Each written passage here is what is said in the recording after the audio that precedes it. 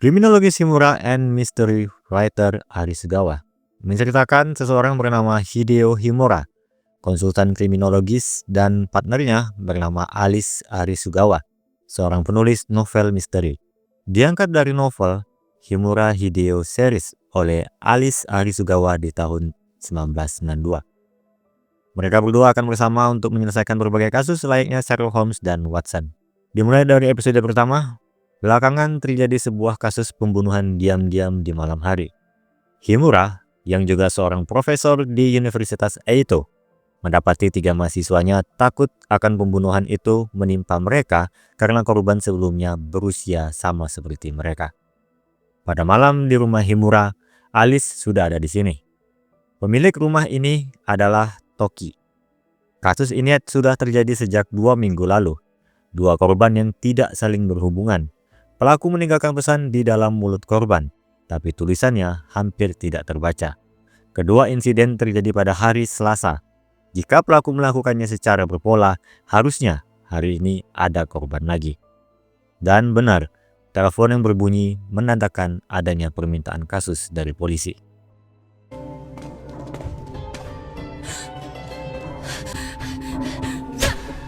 Di tempat TKP, saat mereka akan memeriksa korban, sempat dihentikan oleh petugas bernama Ono. Dia baru dipindahkan ke Divisi 1 Prefektur Tokyo, tapi dia diabaikan oleh Himura. Alice yang harus menjelaskan pekerjaan mereka berdua kepada Ono. Dan sekarang mengenai korban. Bernama Mizuo Sachi, ditusuk dari belakang tanpa ragu. Kehabisan darah adalah sebab kematiannya. Pelaku kembali menaruh pesan di dalam mulut korban.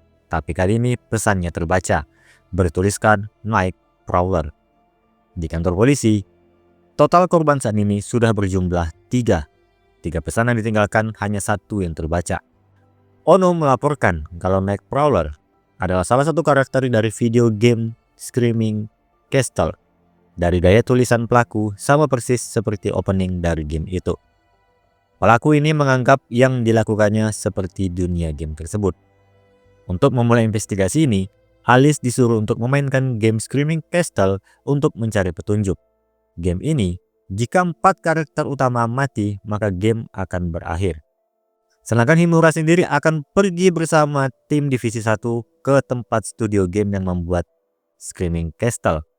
Game 1 ini kebetulan sedang ramai, terjual dengan 300.000 kopi. Tapi pencipta gamenya sendiri tidak setuju jika game buatannya menjadi acuan dalam kasus ini. Baru keluar dari studio, ada sebuah demo dari kelompok Sharingan Crusade. Mereka meminta untuk dibebaskan seseorang bernama Moroboroshi Sanae. Nabeshima lalu mencoba untuk menghentikan demo itu. Belum dijelaskan siapa itu Moroboroshi Sanae, tapi dilihatkan dia berada di ruang interogasi polisi. Sharingan tampaknya adalah kelompok yang dia buat. Kita pindah ke Himura yang kembali ke TKP korban. Untuk diketahui, ketiga korban TKP-nya di tempat yang sama, yaitu di sebuah taman. Himura sedang mereka ulang kejadian malam saat itu. Lalu Alice datang, dia baru menyelesaikan game tersebut. Endingnya adalah salah satu karakter yang membunuh Night Prowler akan menjadi Night Prowler selanjutnya. Alice menanyakan progres apa yang didapat oleh Himura. Pelaku kali ini tidak mengambil ponsel, uang atau kartu kredit korban. Artinya, pelaku melakukan pembunuhan atas dasar nafsu. Sekarang mereka pulang ke apartemen Alice 3 hari lagi sebelum Selasa. Pelaku pasti senang dengan kekacauan yang dia buat. Himura tersenyum sumringah. Alice mengerti kalau Himura menganggap kasus ini sangat menarik. Tapi dia mengingatkan jangan pernah tersenyum seperti itu lagi di depan polisi. Terjadilah flashback dalam ingatan Alice saat pertama kali bertemu dengan Himura. Dia menanyakan apa tujuan Himura menjadi seorang konsultan kriminologis. Tujuan Himura adalah ingin membunuh seseorang.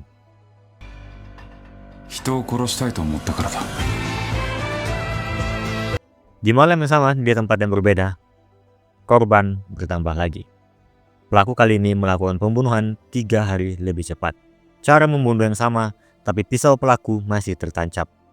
Korban sempat menelpon polisi saat itu, menyebutkan Night Prowler dan rambut pirang. Polisi berhasil melacak lokasi ponsel korban 8 menit setelahnya. Sayangnya dia sudah mati.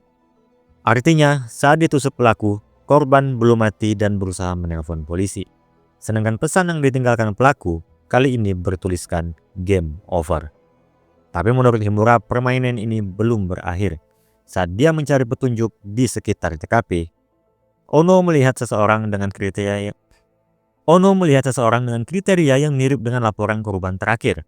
Polisi dengan cepat menangkapnya. Orang itu adalah pencipta game Screaming Castle. Dia sedang memantau dan merasa kegirangan dengan pelaku yang menggunakan gamenya untuk melakukan pembunuhan. Orang itu lalu dibawa ke kantor polisi. Sekarang pindah ke kantor polisi untuk membahas korban terakhir. Bernama Owada Yuki, 25 tahun. Seorang penulis lepas, orang tuanya sudah meninggal karena kecelakaan. Satu-satunya saudaranya pun terlibat kecelakaan beberapa hari yang lalu dan saat ini sedang berada di rumah sakit. Polisi saat ini menganggap Yuki termasuk korban dari pelaku yang sama. Di dua tempat yang berbeda, adik Yuki bernama Owada Eiji diberi kabar oleh Sanashita, wakil inspektur divisi 1. Di tempat satunya, Himura, Alice, dan Ono menemui kenalan Yuki bernama Komuro. Dia terakhir bertemu dengan Yuki pada hari Rabu ketika adiknya mengalami kecelakaan. Setelah dua tempat itu dikunjungi, kembali lagi ke kantor polisi. Himura akan menyusun pertanyaan dari kasus Yuki. Kenapa Yuki ada di tempat yang jauh dari rumahnya? Kenapa pelaku mempercepat pola pembunuhannya? Kenapa tempat kejadiannya tidak sama dengan 3 kejadian sebelumnya, di mana 3 korban terjadi di taman? Tapi kali ini berbeda. Dan terakhir dari Nabeshima, bagaimana pelaku bisa lolos dari penjagaan. Ono lalu bertanya kepada Himura, saat menemui Komuro, kenapa Himura menanyakan pertanyaan apakah ada orang yang punya dendam pribadi kepada Yuki? Padahal menurut Ono, Yuki adalah korban pembunuhan berantai. Himura menanyakan itu karena dia merasa kasus Yuki berbeda dengan sebelumnya. Seperti sebuah pembunuhan tidak terduga. Karena hal itu, besok Ono akan menggeledahi rumah Yuki di mana Himura akan ikut juga. Tibalah besoknya di rumah Yuki. Dari yang terlihat di rumahnya, Yuki adalah orang yang disiplin dan teratur. Berbicara teratur, Sanashita mendapat informasi dari Komuro kalau Yuki juga teratur dalam menulis buku harian. Salah satunya ada catatan kalau dia baru kembali ke Tokyo 3 hari sebelum kejadian. Tapi setelah kembali ke Tokyo, dia tidak menulis apapun selama 3 hari. Polisi juga memiliki saksi mata. Seorang truk sopir melihat Yuki di tempat kejadian sebelum meregang nyawa. Dia melihat Yuki yang memakai payung saat hujan tapi berjalan lambat. Dan di saat itu Alice mencium bau kotoran burung. Karena dia juga punya burung kenari di rumahnya, jadi dia tidak asing dengan bau di ruangan ini. Alice menunjuk satu tempat di mana dia yakin Yuki pasti menaruh kandang burung di situ, tapi kandang burungnya tidak ada. Himura menyadari sesuatu. Dia menyuruh Ono untuk menelpon Komuro. Apakah Yuki memiliki peliharaan burung? Ono menelpon dan benar Yuki memiliki peliharaan burung, seekor burung gelatik. Himura punya analisis kalau pelaku membuang kandang burung itu di dekat apartemen ini dengan isinya sudah tidak ada. Dan analisis Himura benar. Sanashita menemukan kandang burung di belakang apartemen. Lalu pindahlah sekarang Himura dan Alice menemui adik Yuki, Owada Eiji. Pertanyaan dibuka dengan apakah dia tahu kakaknya mempunyai peliharaan burung? Dia menjawab tidak. Kandang burung yang dibuang adalah petunjuk penting di kasus ini. Kenapa kandang itu dibuang? Jika burungnya mati pun, kandangnya masih layak untuk digunakan. Pasti ada alasan tertentu. Dan deduksi Himura adalah Yuki tidak dibunuh, melainkan bunuh diri. Tapi dia ingin melakukan bunuh diri yang tidak terlihat bunuh diri. Jika Yuki mati, burung peliharaan tidak akan ada yang memberi makan.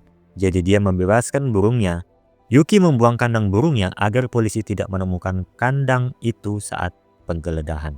Eiji tidak mempercayai hal itu. Kenapa Yuki harus bunuh diri? Himura melanjutkan, kenapa Yuki ada di tempat yang jauh di rumahnya di tengah malam saat hujan lebat? Kenapa pelaku bisa lewat dari penjagaan polisi yang sedang berjaga atas kasus pembunuhan berantai? Itu karena dari awal tidak ada pembunuhan. Dia berpura-pura membuat TKP seolah dia korban dari night prowler. tapi Yuki menjadi Night Prowler itu sendiri khusus di malam itu. Alibinya terlihat sampai insiden korban ketiga berdasarkan dari buku hariannya. Dengan kata lain, ada Night Prowler lain yang melakukan 3 pembunuhan sebelumnya.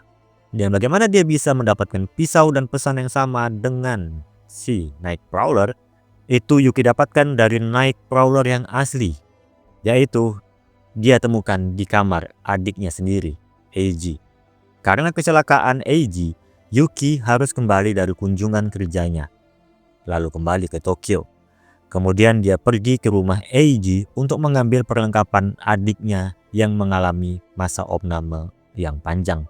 Di saat itulah Yuki menemukan fakta melalui isi kamar Eiji kalau pelaku dari pembunuhan berantai adalah adiknya sendiri. Yuki terus memikirkan dan mempertimbangkan apa yang harus dia lakukan, dan dia mengambil keputusan untuk melindungi adiknya. Jika hari Selasa kemudian tidak ada korban, adiknya bisa dicurigai oleh polisi. Yuki membuat dirinya sendiri seolah menjadi korban Night Prowler, menaruh pesan game over. Seolah sama seperti ending gamenya, Yuki, karakter yang diserang Night Prowler, lalu menjadi Night Prowler itu sendiri. Dia menukarkan hidupnya untuk masa depan adiknya. Deduksi Himura sejauh ini benar. Lalu, apakah motif Eiji menjadi Night Prowler? Jawabannya ini antara benar atau tidak. Atau memang Eiji adalah orang yang psikopat.